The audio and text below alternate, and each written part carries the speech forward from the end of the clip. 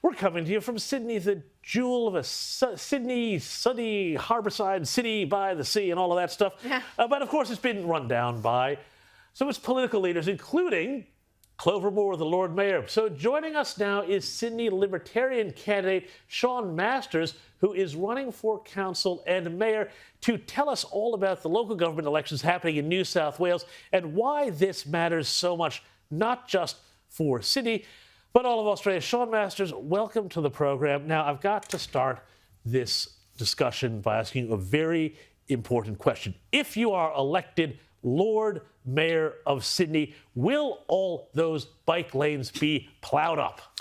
Well, if and when. If and when elected, look, these bike lanes are a scourge. I mean, it seems as if the overarching plan for the bike lanes has been determined via the aid of a map and a dart. They lead to nowhere quite often. They're leading to congestion on the roads, and they're leading to nowhere to park. And the point I'd like to make is that in our never-ending quest to reach net zero and rid the city of cars, all our leaders seem to have forgotten that people still drive cars. Certainly families drive cars. If you've got kids, you need to pick them up from daycare, you need to get them to the pool, you need to get them to the beach, and when you get home, you need somewhere to park. And these bike lanes are ridding the city of car parks. Not everyone rides a bike in Sydney, I'd like to tell Clover Moore and this council. But tell us more about this anti-car ideology we see across Sydney, but also in other cities. Melbourne, it's the same thing. You go to other cities, there's this hatred of the car. They make it difficult to park. They now want to bring in Sydney 30 kph speed limits. I mean, surely that's madness.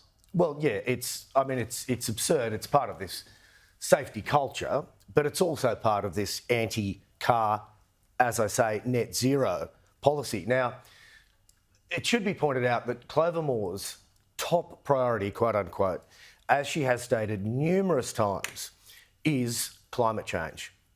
Now, I put it to the good people of Sydney and yourselves that it is not the role of local council to solve the global problem of climate change or reach net zero. To give it some context, Australia is shipping close to 300 million tonnes of coal overseas a year. China's building a coal-fired power station every week. India's not far behind.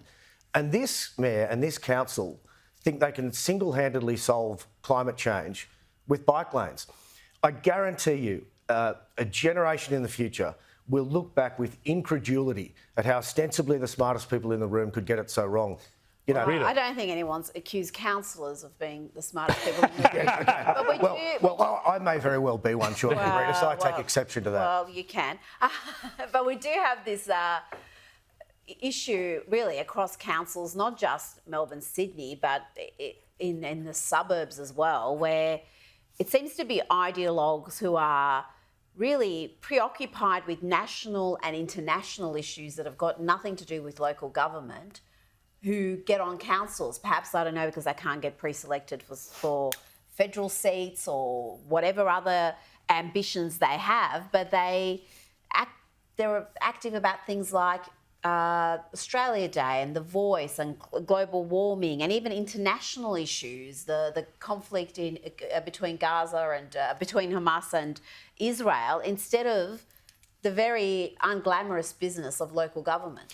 Yeah, look, I'd want people to realise that we are living through a critical moment in history where every single one of our institutions is being attacked simultaneously on all sides by a range of dangerous and divisive ideologies that this council and many councils have entirely taken the knee to. They are now the moral arbiters of our day-to-day life. Clover Moore is reviewing our historical statues. They're telling us which way to vote in a referendum. They are pushing for a ceasefire in Gaza. They are installing #racism not welcome street signs. These are all ideological issues that have no place on council. It's somewhat of a meme, but it's a truism that councils are all about roads, rates, rules, rubbish, and in Sydney's case, yes, rats. So the 5 Rs. And this is the important thing. I mean, In 2019, Clover Moore stated that there was declared a climate emergency for Sydney. Now, how many climate-related deaths have there been since 2019? I mean, the question itself is absurd and gives you an idea of the hysterical virtue signalling. While she declares a climate emergency for Sydney in 2019, what about the real Sydney emergencies like cost of living, affordable housing? People can't pay their rents, their rates.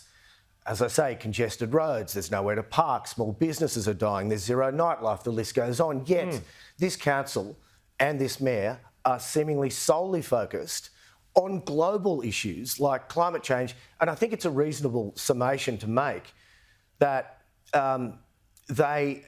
because of this global focus, they've missed asbestos in parks. They ignored warnings about asbestos in local parks. So, one of my platforms is local issues, not global issues. James. Sean, for people watching from outside of Sydney, I mean, they might be shocked to find our Lord Mayor has been there 20 years. Why has she been so successful, and is there an appetite for change now? Well, look, the party won't like me saying this, Libertarian Party won't like me saying this, but I think in the first decade or so, which is quite a long time, she did a reasonable job. Parks were good and, the streets were clean. But then around the 2010s, like so many politicians and, yes, business leaders around the world, she took the knee to ideology, and her attention, her priorities completely shifted away from local issues. And we've arrived where we are today. They've done nothing to re-establish the nighttime economy, which they've been dragging their feet on. Yeah, Sydney used to be a 24-hour global city, and Clover Moore and this council have done nothing to help the nighttime economy with extended trading hours, which is what we desperately need. Extended liquor licences, lifting restrictions on live music, and small businesses are dying. Small businesses are the lifeblood of communities and should be the engine room of the economy. Fair enough. But they're dying. Fair enough. Thank you so much, Sean Masters. Really appreciate talking to us about the big race for Lord Mayor of Sydney. So if you're living in the city of Sydney, you know what to do next Saturday.